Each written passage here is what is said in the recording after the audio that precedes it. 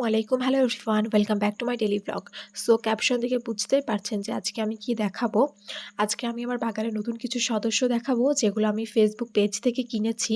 তো ছাদে উঠে আমি প্রথমে আমার গাছগুলোকে পানি দিয়ে দিচ্ছি। আমার গাছে আজকে খুব সুন্দর ফুল ফুটেছে, সেগুলো আপনাদের সাথে শেয়ার করে দিচ্ছি। এগুলো মেবি টাইম ফুল বলে এগুলোকে।